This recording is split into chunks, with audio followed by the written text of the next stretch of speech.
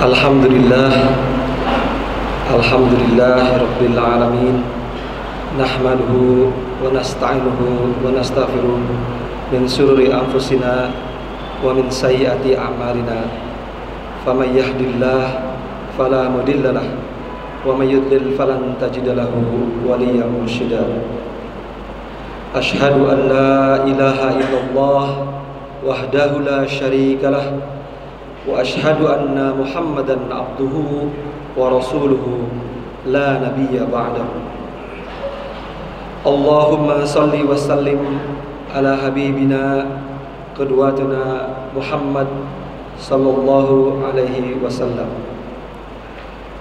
Ya ayyuhalladzina amanu ittaqullaha haqqa tuqatih wa la tamutunna illa wa antum muslimun. Shadaqallahul adzim. Wa qala Allah ta'ala aidan fi kitabihil karim, ya ayyuhalladzina amanu sallu alaihi innallaha wa malaikatahu yusholluna 'alan nabi ya ayyuhalladzina amanu sallu alaihi wa sallimu taslima. Shadaqallahul adzim. Segala puji dan syukur kita panjatkan kehadirat Allah Subhanahu wa taala, dan kita juga menegaskan kembali keimanan kita dengan membaca syahadah, serta kita sampaikan, munajatkan salawat serta salam kepada baginda junjungan kita Nabi besar Muhammad sallallahu alaihi wasallam. Sebagai kewajiban khatib yang lemah ini dalam setiap khutbah Jumat, untuk mengingatkan diri khatib pribadi maupun jamaah sekalian, yaitu wahai orang-orang yang beriman, bertakwalah kepada Allah dan janganlah kita mati kecuali dalam kondisi berserah diri kepada Allah. Marilah kita tegaskan kembali dan tegakkan kembali komitmen ketakwaan kita kepada Allah, karena itu adalah ukuran kita di mata Allah. Ukuran kita bukanlah suku, bangsa, ras, apalagi keturunan dan sebagainya, jabatan dan sebagainya, tapi ukuran kita di mata Allah, kemuliaan kita adalah ketakwaan kita kepada Allah. Dan itulah tema sentral ibadah kita seluruhnya, yaitu meningkatkan ketakwaan kita kepada Allah. Sidang Jumat rahimakumullah, dalam kesempatan penghulu setiap pekan, penghulu hari yang sangat penuh dengan barokah ini, di hari Jumat yang mulia ini, wabil khusus sehari menjelang kita memperingati kemerdekaan bangsa Indonesia, sudah sangat layak kalau kita mengenang, atau lebih tepatnya bersyukur kehadirat Allah, memperbanyak syukur kita kehadirat Allah, karena kita hidup di dalam masa setelah kemerdekaan. Dengan syukur itu pula kita mengenang dan mendoakan para pahlawan, para pejuang, terutama yang telah memperjuangkan kemerdekaan bangsa dan negara Indonesia yang kita cintai ini dengan landasan keimanan dan ketakwaan kepada Allah. Ratusan tahun sebelum kita hidup, mereka bahkan belum mengenal sebutan negara Republik Indonesia. Mereka sudah berjuang, tidak hanya dengan ucapan, tidak hanya dengan lisan, tidak hanya dengan menyuruh orang berjuang, tapi mereka sudah langsung berjuang dengan jiwa, harta dan jiwa mereka, bahkan mereka korbankan. Semua landasannya sangat jelas, yaitu mereka tidak sudi dijajah, mereka tidak sudi dihalangi kemerdekaannya dari beribadah kepada Allah Subhanahu wa taala, dan mereka tidak sudi anak cucunya juga dikuasai oleh penjajah. Oleh sebab itu mereka telah menjalankan amalan yang sangat mulia, yaitu jihad fisabilillah. Hingga akhirnya kita mengenal begitu banyak pahlawan. Nah, kita mungkin tidak sebutkan satu persatu yang mereka turun temurun ratusan tahun, akhirnya kita dapat mengenyam kemerdekaan saat ini. Rasanya kita patut sebagai bangsa yang bersyukur, kita mendoakan mereka minimal dalam hari-hari ini. Karena dengan syukur itulah insya Allah, la in syakartum la azidannakum wa la in kafartum inna adzabi lasyadid. Allah ingatkan dalam surat Ibrahim ayat 7, barang siapa yang potongan ayatnya berbunyi, jika kalian bersyukur Allah akan tambah nikmat. Jadi kemerdekaan ini patut kita tambahkan, kita mintakan kepada Allah nikmat dengan mensyukuri dan mendoakan pahlawan-pahlawan tersebut dan mensyukuri arti. Dalam kesempatan ini pula rasanya kita juga tidak hanya bersyukur tapi juga mencoba menakar kemerdekaan itu. Agak sulit sepertinya saat ini kita menakar arti kemerdekaan baik dalam jiwa kita, karena musuhnya tidak begitu jelas.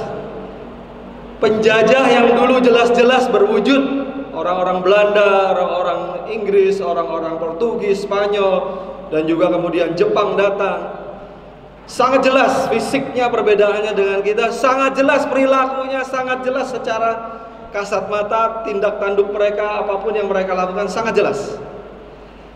Tapi justru setelah kemerdekaan ini, apalagi di saat-saat sekarang ini, kita agak kesulitan barangkali melihat atau menakar kemerdekaan di hati kita. Tapi tetap harus kita lakukan.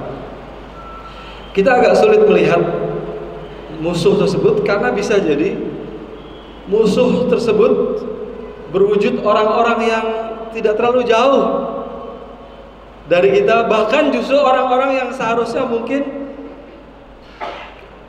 melindungi kita atau orang-orang terdekat kita. Bahkan kita menyaksikan, mungkin kita sebagai introspeksi ya, bukan dalam rangka membicarakan mereka, tapi kita menyaksikan di koran, di media massa, di media elektronik, bagaimana seorang ayah dengan ketakutannya akan masa depan dan sebagai macam ketakutannya tega membunuh istri dan anak-anaknya yang tercinta, dan setelah itu menghabisi hidupnya.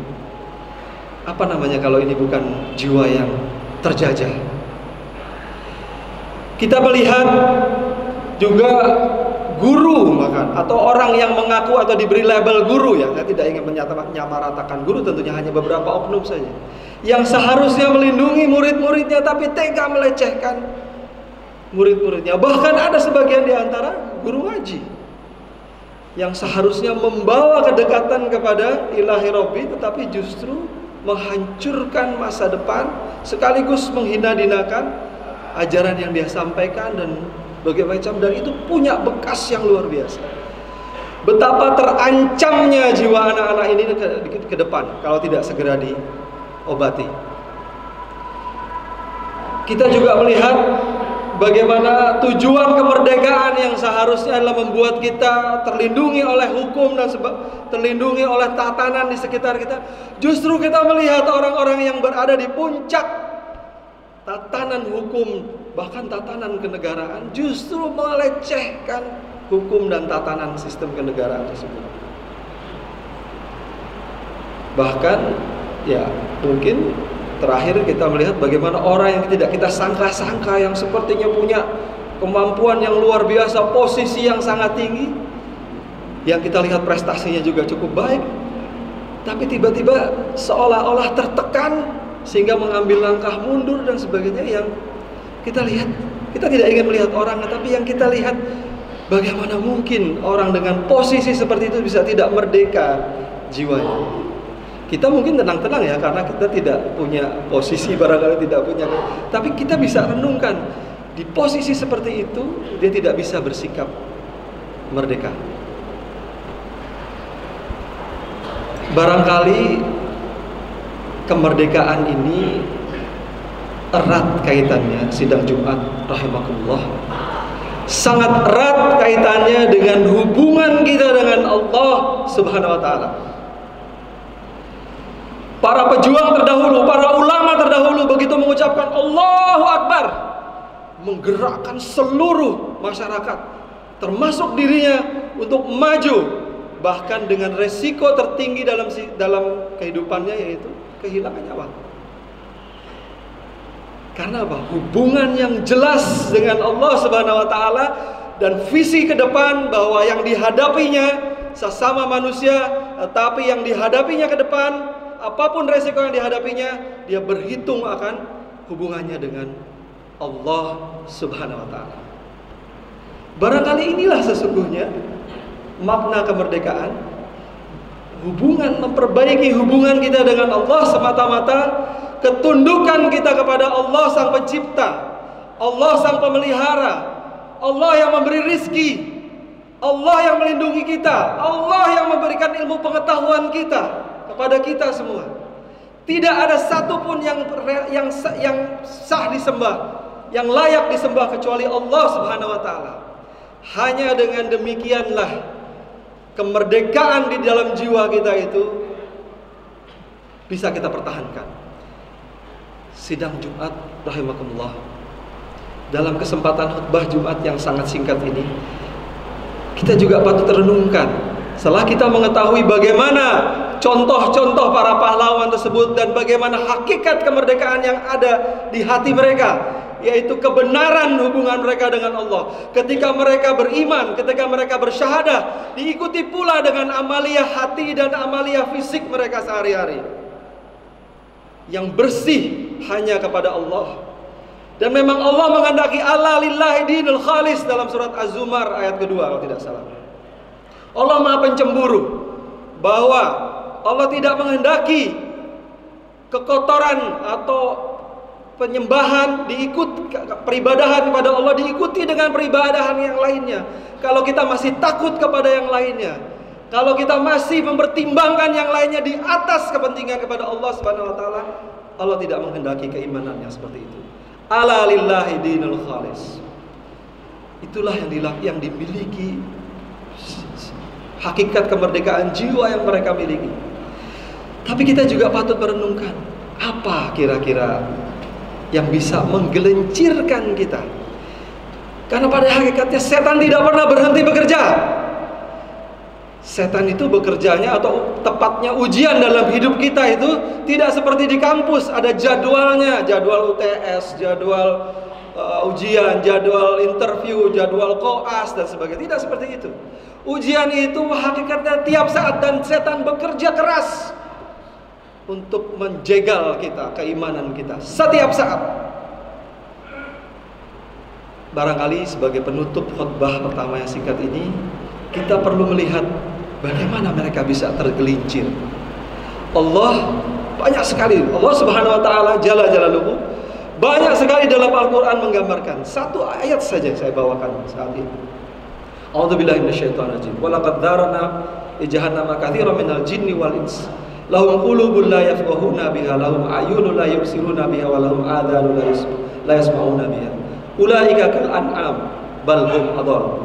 Ulaika humul ghafilun. Dalam surat Al-A'raf ayat 179, Allah telah mengingatkan kepada kita, wa laqad dzarana li jahannama. Sungguh telah aku masukkan di dalam jahanam katsiran minal jin wal ins, banyak di antara jin dan manusia. Jin dan manusia yang seperti apa? Lahum qulubun la yafqahuna biha. Mereka punya hati, qulub la yafqahuna biha. Kita tahu bahwa yang namanya berpikir itu adanya di sini, tapi Allah menggunakan kata lahum qulubun. Mereka punya hati tapi tidak digunakan untuk memahami. memahami adalah pekerjaan berpikir sebenarnya. Tapi kok diletakkan oleh Allah di dalam hati? Kalau kita perhatikan bahasa Indonesia, hati itu letaknya di lever gitu ya. Mungkin teman-teman kedokteran. Tapi kalau yang dimaksud dengan ayat ini semua ulama sepakat adalah qulub, jantung atau hati, heart. Allah Subhanahu wa taala mengatakan mereka punya hati tapi tidak digunakan untuk memahami. Ternyata di abad modern ini ditemukan bahwa hati juga punya kemampuan berpikir. Memang jumlah neuronnya jauh lebih sedikit dibandingkan dengan neuron yang ada di otak kita, bermiliar-miliar, sebentar di sini hanya puluhan ribu. Tapi yang di hati ini punya sifat yang sangat penting. Di dalam jantung kita itu ada neuron yang punya sifat sangat penting, yaitu apa? Yaitu menentukan go or no go, maju atau mundur, cinta atau benci dan sebagainya. Sehingga beberapa ilmu psikolog mengatakan love neuron, saraf kecintaan. Dan ini saraf ini dicontohkan oleh para ilmuwan anatomi manusia, mengatakan bahwa dicontohkan ketika seorang ibu melihat anaknya. Seorang ibu betapapun lemahnya dia, betapapun musuh yang dihadapinya jauh lebih besar, begitu melihat anaknya terancam, sikapnya akan melindungi. Karena hatinya mengatakan go, maju, lindungi. Baru kemudian otaknya baru bekerja belakangan. Kalau hanya otak saja, maka mungkin dia akan mundur melihat.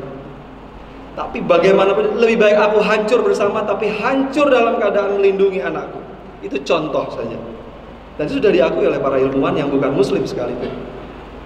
Karena hatinya mengatakan, bukan otaknya, hatinya mengatakan maju, lindungi, apapun resikonya. Baru seluruh tubuhnya dipimpin untuk melakukan itu. Orang-orang yang tergelincir itu tidak menggunakan hatinya untuk memahami hal tersebut. Kenapa? Dia mungkin hati nuraninya mengatakan itu, tapi dia tekan betul, otaknya bekerja, uang, lapar, kekuasaan jauh lebih penting daripada hati. Sedikit demi sedikit hati nuraninya ditekan, dipendam, sehingga kalah dengan kemaksiatan yang dia lakukan. Sehingga Imam Al-Ghazali mengatakan hati yang seperti itu sudah tertutup oleh kegelapan, noktah-noktah. Lahum qulubun la yafqahuna biha. Tidak digunakan untuk memahami. Kedua, lahum a'yunun la yubsiruna biha. Mereka memiliki mata, tapi tidak digunakan untuk melihat. Tentu melihat di sini tidak sekedar melihat fungsi optis belaka, tapi juga melihat yang sampai ke dalam fungsi persepsi dan fungsi akal kita untuk menganalisis. Kita melihat begitu banyak kemungkaran, tapi kita tidak mampu melakukan perbaikan dengan maksimal. Minimum yang kita lakukan memperbaiki diri kita, keluarga kita, mempersiapkan keluarga kita, istri dan anak-anak kita. Itu sebabnya laki-laki diminta untuk ikut Jumat, dan khutbah Jumat itu adalah bagian dari ibadah itu sendiri. Salatnya cuma 2 rakaat, tapi waktu yang digunakan untuk mendengarkan itu karena di dalamnya ada ayat-ayat Allah dan mengingatkan ketakwaan kita. Walahum adhanun la yasma'una biha, dan mereka memiliki telinga tapi tidak digunakan untuk isma', untuk mendengar. Telinga kita ini posisinya sangat dekat dengan otak. Mestinya tidak ada jarak lagi semestinya gitu. Sangat dekat. Saya bukan ahli kedokteran, tapi jaraknya saja sudah sangat dekat. Saya hanya ingin mengingatkan dalam waktu yang singkat, dalam surat Al-Mulk misalnya, salah satu penyesalan orang-orang yang ada di neraka adalah wa qalu law kunna nasma'u aw naqilu ma kunna fi ashabis sa'ir. Penyesalan orang-orang kafir di neraka jahanam itu sudah dilukiskan oleh Allah Subhanahu wa taala dalam surat Al-Mulk. lau kunna nasma'u, kalau kami dulu mendengarkan sedikit saja, au naqilu, lalu berpikir apa yang didengarkan itu, ma kunna fi ashabis sa'ir, tidaklah kita akan celaka di neraka yang seperti ini. Jadi memang itulah penyesalan, karena orang-orang kafir itu memang tidak mau mendengar, tidak mau melihat, tidak mau berpikir apa-apa yang ada dalam ayat-ayat Allah yang mulia ini, yang sudah ditunjukkan kepada kita untuk menjadi petunjuk hidup di kita, digunakan sehari-hari. Mereka tidak mau mendengar. Itulah sebabnya mereka disebut sebagai kafir. Mereka menolak, dan mereka menyesal betul nanti di yaumil akhir. Lau kunna nasma'u au naqilu ma kunna fi ashabis sa'ir. Itu penyesalan yang sudah Allah gambarkan sekarang. Nauzubillah min zalik. Kita gunakan sisa hidup kita ini untuk minimal amaliyah kita mendengarkan yang baik-baik, memikirkannya, melihat yang baik-baik, memikirkannya, dan memikirkan dengan hati kita. Kita pilih. Apabila itu semua mendekatkan diri kita kepada Allah, go.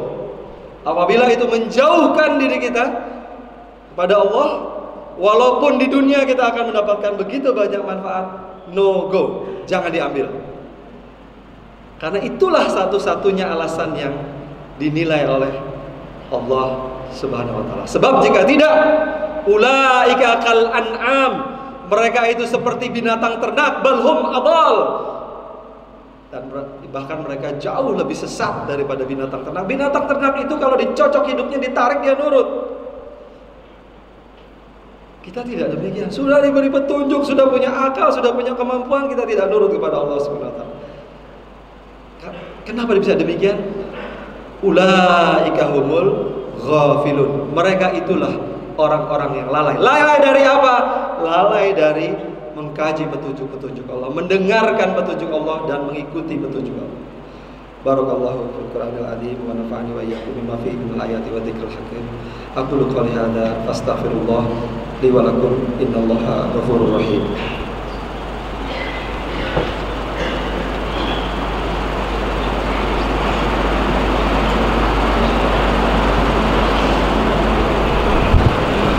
Alhamdulillah alladzi hadana li hadza wa ma kunna linahtadiya laula an hadana Allah. Asyhadu an la ilaha illallah wahdahu la syarikalah wa asyhadu anna Muhammadan abduhu wa rasuluh. Allahumma shalli wa sallim ala habibina Muhammad wa ala alihi wa sahbihi wa ala ali Muhammad wa alihi wa sahbihi wa barik wa sallam. Inna Allaha wa malaikatahu yusholluna ala nabi ya ayyuhalladzina amanu shallu alaihi wa sallimu taslima. Ya ayyuhalladzina amanu ittaqullaha wal tanzur nafsum ma qaddamat lighad wattaqullaha innallaha khabirun bima ta'malun. Sidang Jumat rahimakumullah, di khutbah yang kedua ini, marilah kita tundukkan kepala kita, dan semua itu dalam rangka menjalankan perintah Allah dan menjauhi larangannya. Dan Allah berfirman dalam surat Al-Hasyr, wahai orang-orang beriman, bertakwalah kepada Allah. Allah menggunakan kata takwa dalam ayat 18 kalau tidak salah, surat 59 sampai 2 kali. Ya ayyuhalladzina amanu, wahai orang-orang beriman, ittaqullah wal tandur nafsum ma qaddamat lighad. Bertakwalah kepada Allah dan persiapkanlah dan lihatlah apa yang telah kamu, atau hitunglah apa yang telah kamu persiapkan di masa lalu untuk lighadan, untuk hari esok. Ulama tafsir sepakat ya bahwa yang dimaksud lighadan ini adalah yaumil akhir, hari pembalasan, hari kita semua dihisab. Allah tahu betul bahwa ketika kita sungguh-sungguh jujur pada diri kita, sangat-sangat sedikit kita mempersiapkan diri kita untuk yaumil akhir. Kita lebih banyak mempersiapkan diri untuk yaumul an, untuk hari-hari yang akan kita hadapi hari ini. Oleh sebab itu Allah mengatakan dalam ayat itu kembali, wattaqullah, bertakwalah kalian. Sudah, jangan lihat sudah yang lalu-lalu, bertakwalah kepada Allah. persiapkan masa depan. Kenapa? Innallaha khabirum bima ta'malun. Sesungguhnya Allah Maha mengetahui apa yang kita kerjakan. Sekecil apapun yang akan kita persiapkan untuk hari esok, itulah yang akan kita persembahkan kepada Allah untuk yaumil akhir kita. Ya Rabbi lakal hamdu kama yanbaghi li jalali wajhika wa 'azimi sultanik. Raditu billahi rabba wa bil islami dina wa bi Muhammadin nabiyya wa rasula. Subhanallah bihamdihi adada khalqihi wa rida nafsihi wa zinata arsyihi wa adada kalimatihi. Bismillahilladzi la yadurru ma'a ismihi syai'un fil ardi wa la fis samai wa huwas samiul 'alim. Allahumma ighfir lil muslimina wal muslimat wal mu'minina wal mu'minat al ahya'i minhum wal amwat. Allahumma ighfir lana dzunubana wa kaffir 'anna sayyi'atina wa tawaffana ma'al abrar. Rabbana zalamna anfusana wa illam taghfir lana wa tarhamna lanakunanna minal khasirin. Rabbi ighfirli wa liwalidayya, Rabbi ighfirli wa liwalidayya, Rabbi ighfirli wa liwalidayya warhamhuma kama rabbayani shaghira. Allahumma arinal haqqa haqqan warzuqna ittiba'ah wa arinal batila batilan warzuqna ijtinabah. Allahumma a'izzal Islam wal muslimin. Allahumma a'izzal Islam wal muslimin, khususan mujahidina fi Palestin, fi Gaza wa fi kulli makan wa fi kulli zaman. Allahumma adillatil syirka wal musyrikin. Allahumma ahlik a'da'ahum wa a'da'i dinik. Rabbana atina fid dunya hasanah wa fil akhirati hasanah wa qina adzabannar. Ibadallah, innallaha ya'muru bil 'adli wal ihsan wa ita'i dzil qurba wa yanha 'anil fahsya'i wal munkar wa dzikrullahi akbar. Assalamualaikum warahmatullahi wabarakatuh.